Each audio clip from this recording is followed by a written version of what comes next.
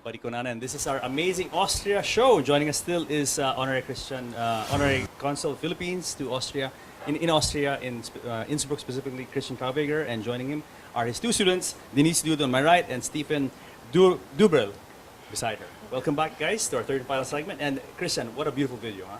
I mean, that's a nice. I mean, this is video. such a good marketing for Austria, and it shows the scenic sides of Austria. It's just beautiful, Yeah, and I hope we can encourage more and more people from Asia, and especially from the Philippines, to visit the beautiful Austria as well. You should then promote the Philippines, that more Austrians are coming to the Philippines. Definitely. But I try my best as a consul to do that in Innsbruck. Definitely, you know, I want to tell you that I've been to Austria a number of times, and I have to say that it really is as beautiful as that. I mean, it really is. That's why we have to say thank you for giving us a chance to be on your show here and to promote not only Austria but promote the universities. Leopold Franzens University in Innsbruck, we are very proud to be on this show and have this relation to UP and St. Carlos University. Are you from MCI? I'm from MCI, yes. You're from, and you are And from... I'm from the Vienna School of Economics and Business. Oh, okay, all right, okay. And then, you know, we're just talking about our good friend, Dr. Altman, whom I met last 2 months ago. Yes, correct. Excellent chap, and very lucky to have him there. Yeah, he's always very open towards the Philippines, so that's why he signed like a friendship contract with the Asian Institute of Management. And over years we had batches of students also being sent to the AIM. In April it was always like a batch of 15 students, and they made a special training course at the AIM. So these academic relations are really blooming, like the diplomatic relations over 70 years. Excellent, excellent. Now let's go to what our two chefs have prepared. Now, Stephan, we already how's turned that? off Yeah. the plate because the dumplings are already fine. Okay. How do you know that the dumplings are fine? I mean, how do you know? When we swim on the top, you know that we are nearly we're nearly done, and then you can turn it off and just let it stay in there. And they float. Yeah, And we you know float. they're good. We float. That's easy. And just when you take it out, you have to take a little bit care that Okay. the rest of the water drops off. But that's it for the dumplings. And you just serve it like that, just you know, no sauce. And No, yeah, the that's sauce it. will be the goulash. The goulash. All right. Okay. Now, Denise, I see you stirring the goulash. What is this you're gonna put in? This is water with flour. With flour. Yes, okay. so to make the sauce a little bit thicker. And this was telling Christian earlier that I mean the goulash dishes I've seen all have this thick, very thick, Exactly. rich, delicious sauce. So the gravy should be thick and rich, and that's what she did now. Denise added some dissolved flour in water, and in a few minutes we are ready to serve with this. And it's amazing, you know, how easy it actually looks like. It's make. actually 30 minutes. You need maybe 10 minutes to prepare the dumplings, 20 Yeah. minutes for cooking, and in this time you have the goulash cooked. So Yeah, and we've done it on the set, and especially the goulash, because I've had this in restaurants in Vienna and in Innsbruck as Yep. well, and it seems so complicated when, you know, I thought it was complicated to make, Yep. but seeing Denise here doing it now in front of us, you will easy cook it peasy. at home, hopefully. I can cook it at home, yeah. So now, Denise, is this almost done, or would you say Yeah, you need some more it's heat? finished. Oh, it's finished? Yes. It's So- finished. Okay, so maybe we can try some of this. Of course. Yes. I'll leave it up to the We have- chefs to plate it. We have and 2 to plates here. garnish it. Okay. But you know that your history goes back even now to Tyrol with a very special person. Do you know that? Please tell us. Jose Rizal And of course, Ferdinand Blumentritt. Yeah, so the relations are not only dating back 70 years. Now, these guys in the studio, these students, do you all know who Ferdinand? Do they all know who Ferdinand Blumentritt is? Since today, yes, Since because today. we visited the Rizal Shrine in Intramuros Okay. this morning, so they get an idea. But frankly, as you say, in the Philippines, every child knows Blumentritt. Of course. But in Austria, he's not known at all, because he was the best friend of Jose Rizal, and so the Philippines, and especially the Philippine history, is not very much educated in Austria. And of course, you know, today, that part of Austria, of the Austro-Hungarian Empire, where Blumentritt was from, lies in the modern-day Czech Republic. But he really was Austrian by race and by culture and by Exactly, because upbringing. at that time Leitmeritz belonged to Austria. And still today the grand-grandson lives in Tyrol. He's a stone carver near Kufstein, the very eastern part of Tyrol. Kufstein, okay. Yeah, outside of Kufstein in Ebbs there's a stone carver, and his name is Blumentritt. So and he's not only a stone carver, he's also a painter. And on the occasion of 150 year of Jose Rizal, he did a painting on one of his novels of Jose Rizal, and I brought it to the RCBC museum to have it for an exhibition there. So there are really close ties. Even many people would not believe that, but Blumentritt is definitely I mean, there's a place in Manila called Blumentritt. So, I mean, just to go show how important this gentleman is. And, Denise and Stephan, I don't know if you're aware, I don't know if the good consul has informed you, that the first pharmacy in the Philippines was opened by a Austrian, Father Georg Kamel was his the name. camel flower. Yes. Exactly, Yes, yeah. yes. That's In new to us. Intramuros.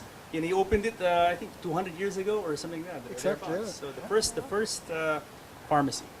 And then First King, apotheke. The first apotheke. And then the King- erste apotheke. King There you Philip go. gave the name to the Philippines, which also King Philip has close ties to is a Austria and Habsburger. Vienna, Yes, I mean, that's Habsburger. why we're called the Philippines, right? So maybe named that's after an Austrian. why we get so good along with each other. Excellent. And now, our chefs have plated this wonderful food in front of us, and I have to say, for something that we've done on the set, I have to say this is the most beautiful dish that we've done. I mean, it's simple, but they say beauty is in simplicity. But you know Right. what, buddy? Now comes the secret Yes. for all the viewers: never cut dumplings.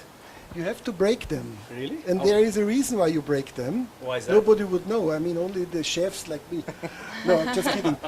If you break them, the surface area is getting bigger and it soaks more gravy inside.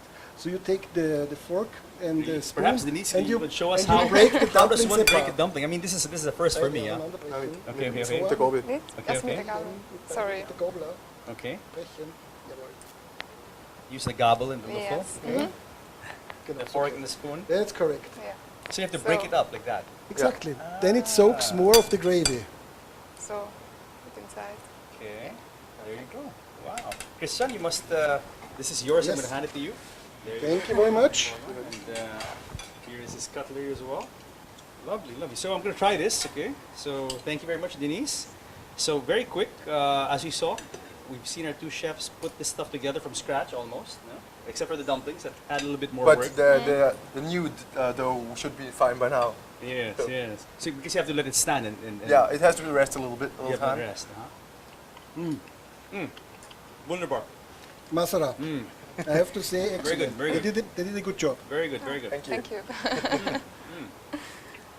You can, Please, you can really have a taste. taste. You can really taste the Spanish paprika coming out. Denise, have a taste. I think Please, Buddy please. will share it with you. There you go, please, please. I mean, you can taste the Spanish Yeah. paprika just coming out of that, and of course the other herbs that she put in. It's great. You put something in there as well. You put marjoram Yeah. and Cumin seeds. cumin seeds. You can see it coming out. Very nice, very, Very nice. good. And it goes well with a nice glass of white wine. Which we should try. Now, let's talk about wine, Christian. A lot of people in the Philippines are not too familiar are not too aware that Austrians make fine wine. Because here in the Philippines, when you say wine, we think France, of course, Italy, Chile, Australia, Yeah. but not many people know that Austrians actually No, have we a are long winemaking tradition. A very, very big wine producer, especially when it comes to the eastern area of Austria, like around Vienna, Lower Austria, Styria, Burgenland. So this comes from this area, and it's a Grüner Veltliner, which is a very dry, crisp white wine. It's even chilled. It should be a little cold. That's if you the drink grape it. variety. It's called Gruner Veltliner Veltliner. Sandgrube, it's a special one, so it's a high quality white wine. Nice, nice. If you taste it, you will fall in love with it. Well, it's Maybe shall we? Denise can open it? Yes, yes, Let's okay. try And the pour in a little. Austrian white wine. And I think because Austria is kind of like near Southern Europe, falls within Southern Europe already. You Yeah. have the right climate for wine production. Huh? Correct, and even now they have some grapes, and these grapes grow in Tyrol. So we have now 2 winemakers in Tyrol, which is unique. Nice. You can taste the crisp smell, Very, and very. It's very good. A toast to our cooks, to our chefs. Thank you very much. A toast to GNN for hosting this wonderful show. Thank you very much. Prost. Prost to you. Lovely, lovely. Very nice, very nice. It's a nice smooth. Have a taste. It's really good. Smooth and crisp Cheers. white wine. And there's another wine I tasted also in Blau, Zweigel. The Zweigelt and the Yeah. Blaufränkisch are red Yeah. wines, and like Grüner Veltliner is a very common white wine. Then we have Welsh Riesling. We don't have too much Chardonnay. Chardonnay are more coming from Australia and these countries. So Austria is not famous on Chardonnay. But Grüner Veltliner around Vienna, we have the Heuriger. You have Of been course, to Heuriger, yes, which is yes. a typical place, usually open only around the time when it's harvesting time. You can get typical food, Gulasch, pork, whatever. related food and the Grüne Veltliner and other white wine and red wine as well, very fresh, maybe only 4 weeks old. So they harvest and 6 weeks later you already can try the first Heurigen wine. Wonderful. Now, I understand that Denise and Stephan, you guys are going to have a little cooking interaction in Cebu. Correct. With some Yes. culinary students. Are you guys going to do the same thing for them? Yep.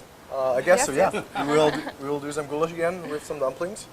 Yeah, I hope the students in Cebu will like it as well. How about like Our host in Cebu, Yeah. I mean from the university, Father Louis, requested the goulash. He loves to eat goulash. And this is within a cooking session with the Culinary Institute of the university. any sweets? I mean, are you guys preparing any knack dish or No, we did not bring any sweets, so we are hoping the Philippine students make for our students mango float, which is my favorite dessert. Of course, of course. Now, have you tried Filipino food since you've been here a couple of days? Have you tried any local cuisine, Denise? Of course. We had some balls with rice. Yeah, Which- fish balls with Yeah, rice okay. and adobo they had, so they already started to have some Now, Philippine food. when are you Enjoy. going to introduce them to balut? Yesterday, we Oh, but you nobody did? tried it, so we asked Cowards! we asked somebody from UP to eat it for us and show them how it looks like. So they were a little afraid. Okay, so Yeah. this is a challenge for you guys. After you're done with this 1 month stay in the Philippines, you guys have to be able to eat balut, all right? So Okay. you have to promise. This should be a promise, Okay. and I take it serious when they are. It's a deal. It's a deal, all right? Now, before we go, let's have the last words. Let's start with Lady. Okay, Denise? maybe you come to Austria and see the beautiful country. Danke, danke. As we are here in the beautiful Philippines, I would really like to invite all of the Filipinos to come to Austria because you saw the video before. It is really worth it. Oh, beautiful, beautiful. Christian? What should I say? There are no Austrian viewers, but I wish that there would be more Austrians coming to the Philippines, of course. As a consul, I have to say that this is such a beautiful country. Where else in the world you find 7,100 beaches, so it's worth to visit the Philippines and not only maybe stay in Thailand or other countries. And to the Filipinos, of course, all of you are invited to visit this beautiful Austria, taste our wine, taste our typical food. Come and enjoy Austria. And I have to say that you're the most Filipino looking of all of us today because you're the one wearing the barong. Yeah, because I'm actually working for the DFA, so I thought I were a barong, Lovely, and I have my students in this wearing traditional the dress. lederhosen. Lovely, and I hope you bring home our barong as well. Yep. Stephan. Oh yeah, we There will you do. go. Nice souvenirs to bring home, especially from Cebu. You must Yes, I have will some. show them some of these shops. Excellent. So, guys, thank you very much for coming to the show and sharing all of this. I'm sure our viewers have enjoyed it, as have I. So I hope to see you guys soon, and please have a pleasant stay in this lovely country. And of course, you're in good hands with my good friend, Dr. Christian Traweger. Thank you, buddy. Thank you very much. So, guys, I hope you enjoyed Philippines Uncut. Join us again next week here, where we talk about what matters to you guys, because you guys matter the most. I'll see you next week.